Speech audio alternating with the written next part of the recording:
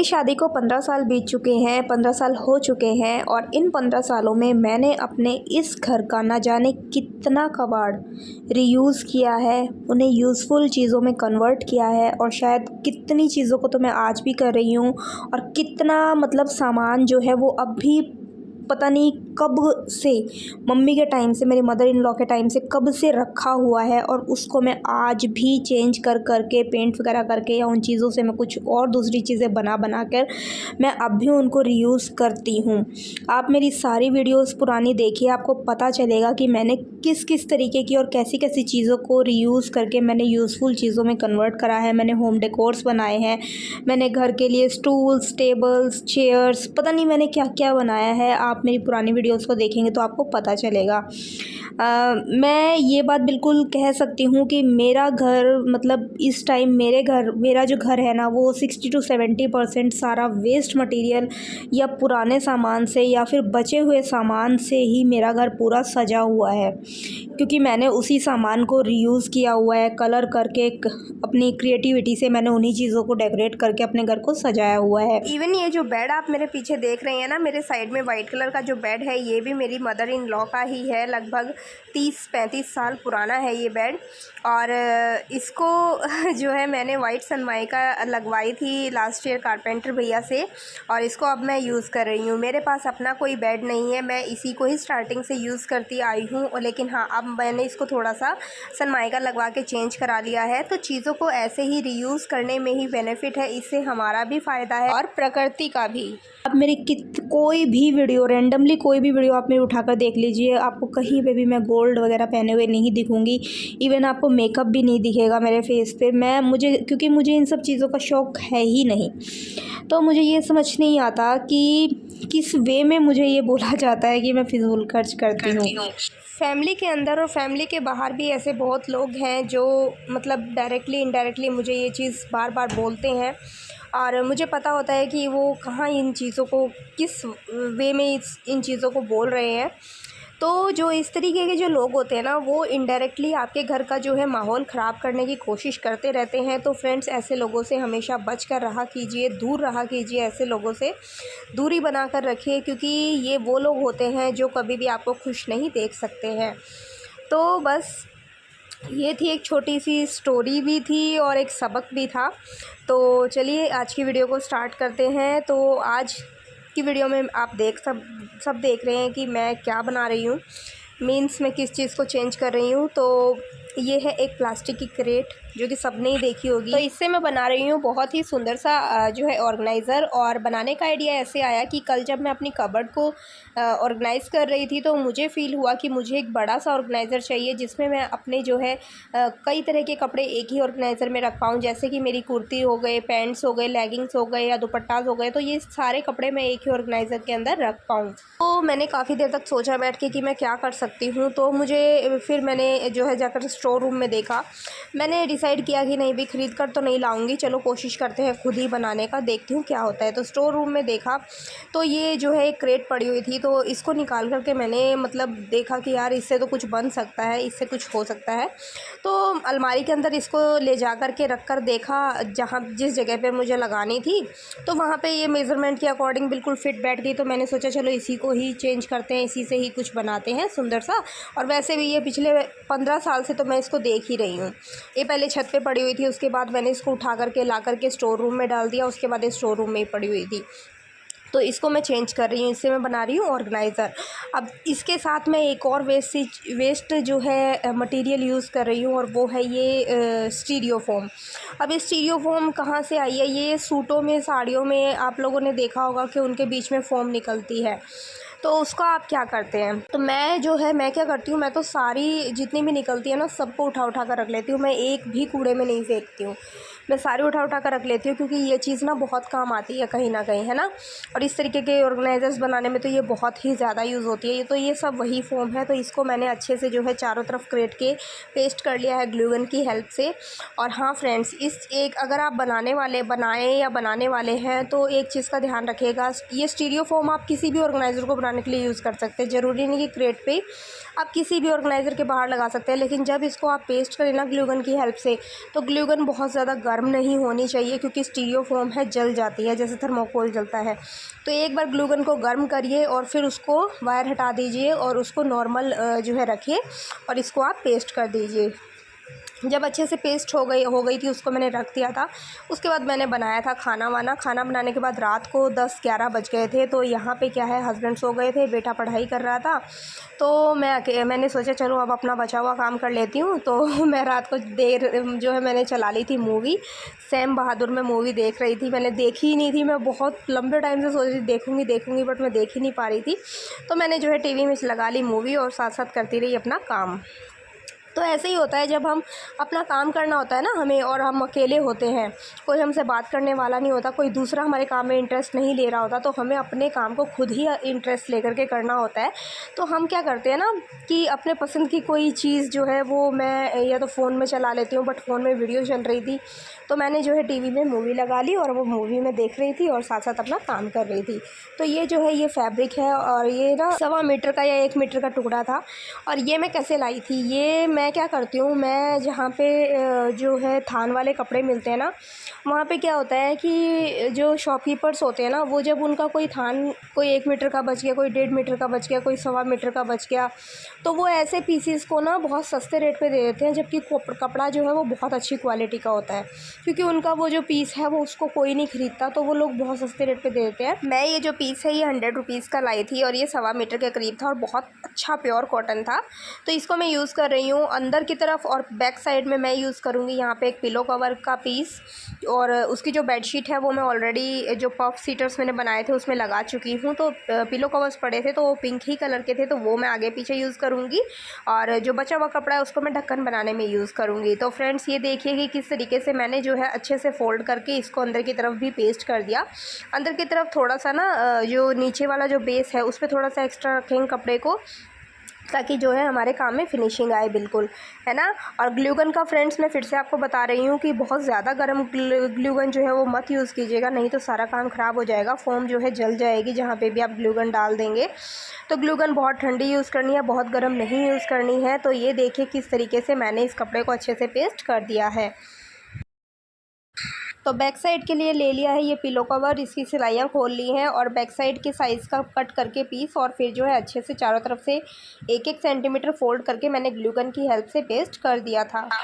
अब इससे आगे का काम जो है मैंने अगले दिन मॉर्निंग में किया था, साफ़ सफाई करने से पहले, क्योंकि कटिंग का काम करना था। तो ये मेरे पास रखा था एक MDF का बोर्ड। अब फ्रेंड्स मैं इसका क्या यूज़ करूँगी, मैं इसका यूज़ कर रही हूँ यहाँ पे ढक्कन बनाने के लिए। वो इसलिए क्योंकि मेरा ये था कि मैं इस ऑर्गेनाइज़र के ऊपर भी कुछ सामान रख पाऊँ, तो मुझे थोड़ा सा ढक्कन जो है ना वो थोड़ा ऐसा मजबूत बनाना था कि मैं इसके ऊपर भी कोई ऑर्गेनाइज़र्स या कपड़े वगैरह कुछ भी मैं चीज़ें रख पाऊँ। वैसे पहले मेरा मन था कि मैं कपड़े का ही कवर बनाऊँगी, बट फिर मैं ऊपर कुछ नहीं रख पाती, तो मैंने सोचा चलो मजबूत कवर बनाती हूँ, इसके ऊपर भी जो इसके ऊपर का वर्टिकल स्पेस होगा वो भी यूज़ हो सकता है।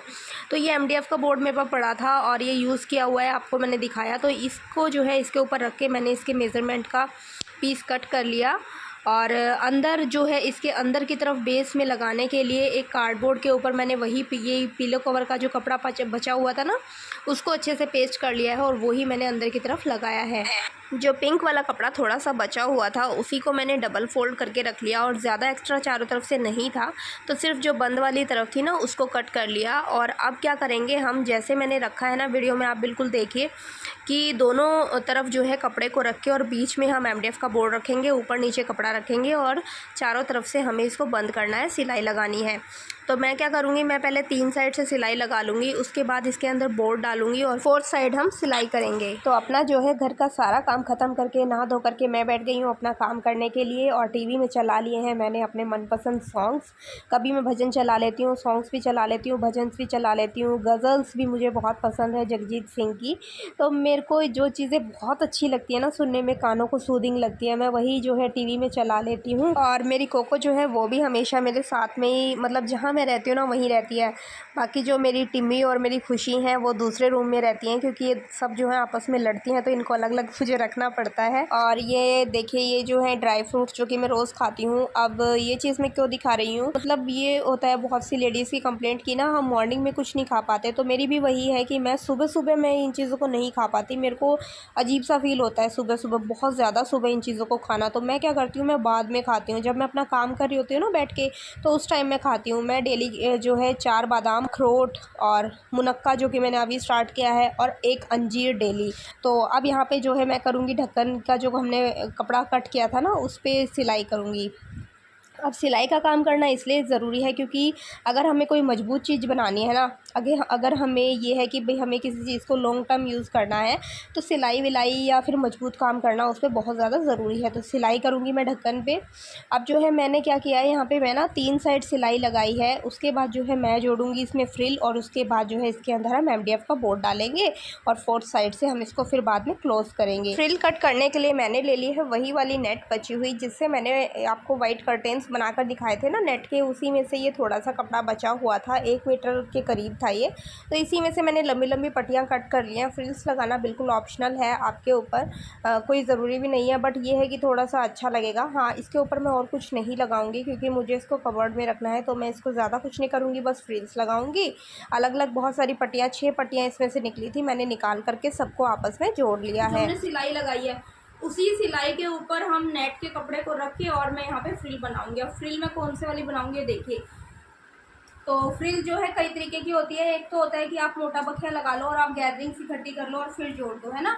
और एक होता है प्लीट्स वाला, तो मैं यहाँ पे प्लीट्स वाली बनाऊंगी। ये जो प्लीट्स वाली फ्रिल है ना, ये 2 तरीके से डलती है। अगर आपने पट्टी काफ़ी चौड़ी, जैसे आपको अगर उनकी जो है प्लीट्स की लेंथ इतनी रखनी है, तो इससे डबल चौड़ाई का कपड़ा हमें लेना होगा, और फिर इस तरीके से फोल्ड करके और हम यहाँ ऐसे इसको रख के कपड़े को, और फिर हम प्लीट्स मोड़ते जाएंगे। उससे क्या होगा कि ये जो किनारा है ना आपका, किनारी साइड है, ये बंद आएगी, ठीक है। लेकिन मेरे पास उतना कपड़ा नहीं था और मेरे को थोड़ा सा ज़्यादा चौड़ाई में डालना था फ्रिल, तो मैंने जो है मैं सिंगल करके लगाऊंगी, मैं डबल करके नहीं लगाऊंगी। मैं इतनी चौड़ी मुझे फ्रिल ये बनानी है प्लीट्स। अब ये जो बीच वाली जो सिलाई है ना, जो हमने जॉइंट वाली लगाई है, इसका भी ध्यान रखना है। ये मतलब ये ऐसे आनी चाहिए बाहर की तरफ, और ये वाला जो हिस्सा है ये नीचे की तरफ रहना चाहिए, यानी कि पिंक वाले कपड़े के साथ होना चाहिए सिलाई वाला, ठीक है। और ये जो ओपन पार्ट है ना, ये ऊपर की तरफ होना चाहिए। तो हम यहाँ से पकड़ के अपनी पट्टी को ऐसे सीधा कर लेंगे। तो अब जो है हम थोड़ा सा इधर से स्टार्ट करूँगी मैं, क्योंकि ये वाला जो कपड़ा है ये भी अंदर जाएगा। हम लास्ट साइड को फोल्ड करेंगे ना, तो ये भी अंदर की तरफ जाएगा।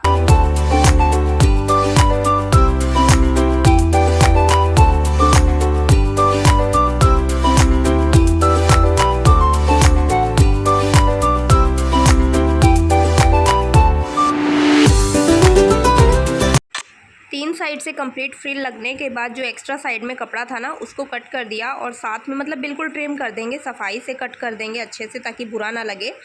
अब जो है पूरा कटिंग करने, तीनों साइड से एक्स्ट्रा कपड़ा कट करने के बाद जो है बोर्ड था ना हमारा MDF बोर्ड, उसको जो है इसके अंदर डाल देंगे। बिल्कुल चेक कर लेंगे कि ठीक से आ रहा है या नहीं आ रहा है। एक बार पहले भी, आप फ्रिल लगाने से पहले भी चेक कर लीजिएगा। तो हल्का सा लूज़ ही रहना चाहिए, बहुत ज़्यादा फंसना नहीं चाहिए, टाइट नहीं रहना चाहिए, लूज़ ही रहना चाहिए, तभी फ्रिल जो है अच्छे से नीचे गिर पाएगी। नहीं तो फ्रिल ना खड़ी खड़ी सी गंदी सी लगेगी, बुरी लगेगी। तो लूज़ रहना चाहिए। बस इतना याद रखिएगा कि जो एक्स्ट्रा कपड़ा है सिर्फ उसको कट करना है। जो फ्रिल वाला कपड़ा है ना हमारा, जो हमें अभी आगे 4th साइड पे भी फोल्ड करनी है फ्रिल नेट, यानी कि उसको नहीं कट करना है, क्योंकि वो वहीं से ही कंटिन्यू होगा, उसको नहीं कट करना है। और अब बस बोर्ड को कपड़े के अंदर डाल दिया है, और अब जो बची साइड है उसको भी हम फोल्ड कर देंगे, और फ्रिल्स लगाते जाएंगे और फोल्ड करते जाएंगे। और हाँ, बोर्ड से काफ़ी दूर सिलाई आ रही है, तो मशीन के ऊपर बहुत आसानी से इसको सिला जा सकता है। अगर आपके पास हाथ वाली मशीन है ना, तो बोर्ड को जो है मशीन के निडल के बराबर लाने के लिए ना, बोर्ड के नीचे कुछ सामान रख लीजिए और उसको बिल्कुल इसके बराबर हाइट पे उसको बोर्ड को कर लीजिए, फिर आसानी से आप सिलाई कर सकते हैं। और लास्ट में पहुंचने के बाद ना, दोनों नेट को आपस में जो है सिलाई से जॉइंट कर दीजिए, और ये जो है हमारा बिल्कुल बनकर रेडी है। और देखिए कितना सुंदर बन के तैयार हुआ है, मतलब मार्केट जैसा लग रहा है। और मार्केट में इतना बड़ा ऑर्गेनाइज़र आप ख़रीदने जाएंगे ना, तो आपको कितना महंगा लगेगा, आप ये सोचिए। और यहाँ पे मैंने फैब्रिक जो है नया यूज़ किया है, आप चाहें तो शर्ट का कपड़ा, पैंट का कपड़ा, सूट का कपड़ा कुछ भी यूज़ कर सकते हैं। बाकी सारी ही चीज़ें जो है वेस्ट है। नेट का कपड़ा भी बचा हुआ था, क्रेट, फ़ोम सब कुछ वेस्ट। तो आप ये देखिए कि इतना सारा वेस्ट यूज़ करके और रखी हुई चीज़ों को यूज़ करके कितना बड़ा ऑर्गेनाइज़र बन गया है और ये मार्केट में कितना महंगा मिलता, आप ये सोचिए। तो इस तरीके की चीज़ें जो हैं आप घर बैठे बना सकते हैं, कोई ज़्यादा टाइम नहीं लगा, मैंने टाइम निकाल कर के इसको तुरंत बना लिया। तो फ्रेंड्स, अगर आपके घर पे भी इस तरीके के कबाड़ पड़ा है ना, तो प्लीज़ बनाकर कोशिश कीजिए। बनाकर तो देखिए, कुछ ना कुछ तो ज़रूर से बन ही जाएगा। अब फ़ोम का काम कर रही थी तो मेरे पास ये फ़ोम वाली शीट रखी हुई थी, प्लेन वाली। ये शीट आती है ना, फ़ोमिंग शीट ग्लिटर्स में भी आती है, प्लेन भी आती हैं। तो इनसे मैंने बनाया बहुत सुंदर से DIY। तो उसके लिए क्या करना है, आपको सुंदर सुंदर कलर की शीट्स लेनी है और उनको एक शीट को मैंने 3 पार्ट्स में कट कर लिया है। उसके बाद जो है ग्लू गन की हेल्प से इनको हाफ़ फ़ोल्ड कर लेना है, सारी पट्टियों को हाफ़ फ़ोल्ड कर लेना है। और सेम वही चीज़ यहाँ पर भी करनी है कि ग्लू गन बहुत ज़्यादा गर्म यूज़ बिल्कुल भी नहीं करना है, नहीं तो आपकी शीट जो है वो आपस में चिपकेगी नहीं, बार बार उतरेगी क्योंकि फ़ोम है जल जाती है। तो एक बार गर्म करके और जो है वायर हटा दीजिए और उसी से अपना काम कीजिए। उसके बाद सबको पेस्ट करने के बाद इसके अंदर जो है ये छोटे छोटे कट्स लगाने हैं पूरी शीट में। पूरे जो आपने पट्टियाँ बनाई है ना, सब में छोटे छोटे कट्स लगाने हैं। बहुत ज़्यादा बड़े बड़े कट्स नहीं लगाने, मीडियम से साइज़ के हो, ना ज़्यादा बारीक ना ज़्यादा चौड़े। उसके बाद हमें ज़रूरत पड़ेगी ये वाली जो स्टिक्स आती है ना, ये कुल्फ़ी वाली स्टिक्स आती हैं गोल, इनकी मेरे पास नहीं पड़ी थी तो मैं जो है स्टेशनरी से लेकर आई। और ये जो है थोड़ी छोटे मतलब लंबाई में थोड़ी कम थी, अगर आपको और लंबी मिल जाए तो और लंबी ले आइए, या फिर झाड़ू की सीख भी आप यूज़ कर सकते हैं। उसके बाद उस पर ग्रीन कलर कर लीजिए, ठीक है। तो अब देखिए, अब इससे हम बनाएंगे अपना DIY, यानी कि हम एक फ्लावर टाइप कुछ बना रहे हैं। तो बिल्कुल देखिए, बिल्कुल सबसे पहले क्या करना है, कोने पे थोड़ा सा ग्लू लगाना है और सबसे पहले तो ना कोने पे इसको बहुत अच्छे से पेस्ट कर लेना है, पकड़ के रखना है कुछ सेकंड के लिए, जब तक वहाँ से वो बिल्कुल अच्छे से नहीं आपको लगे कि पेस्ट हो गया, उसके तब तक आगे जो है ग्लू लगाकर आगे इसको फोल्ड नहीं करना है। तो उसके बाद हम क्या करेंगे, इस तरीके से थोड़ा थोड़ा ग्लू लगाते जाएंगे और थोड़ा तिरछा पकड़ेंगे इसको, फ़ोम वाली शीट को, पट्टी को। और हम क्या करेंगे, हम है ना फ़ोम वाली जो पट्टी है ना उसको नहीं घुमाएंगे, हम अपनी जो स्टिक है ना हमारे हाथ में, उस स्टिक को घुमाएंगे धीरे धीरे। बस फ़ोम वाली जो पट्टी है ना उसको हम पीछे से दबाव डालेंगे ताकि वो अच्छे से जो है स्टिक के ऊपर चिपक जाए। लेकिन यहाँ पे एक चीज़ आपको बिल्कुल याद रखनी है कि ग्लू गन का वायर नहीं लगा होना चाहिए। ग्लू गन बंद कर दीजिए, जब नॉर्मल सी हो जाएगी तभी ये चिपकेगा। बहुत ज़्यादा गर्म ग्लू से ये चीज़ नहीं चिपकेगी। आप चिपका के मतलब आगे इसको फोल्ड करने लग जाएंगे तो वो आप पहले वाला उतर जाएगा। मेरे साथ हुआ, इसलिए मैं आपके साथ ये बात बता रही हूँ। तो थोड़ा थोड़ा लगाते जाइए और फोल्ड करते जाइए और देखिए आपका कितना सुंदर जो है फ्लावर बनकर रेडी हो जाएगा। तो सेम जो है इसी तरीके से मैंने सारे के सारे जो है अच्छे से फोल्ड करके अपने फ्लावर्स को रेडी कर लिया था। अब जो है लगानी थी लीव्स, तो नीचे लीव्स लगाने के लिए ग्रीन कलर की शीट लेके उसमें सारे में कट लगा लिए और नीचे थोड़ा थोड़ा इसको भी मैंने पेस्ट कर दिया सारे के सारे फ्लावर्स के साथ। और ये हमारे बहुत ही ब्यूटीफुल से, कलरफुल से, यूनिक से फ्लावर्स बनकर रेडी हैं।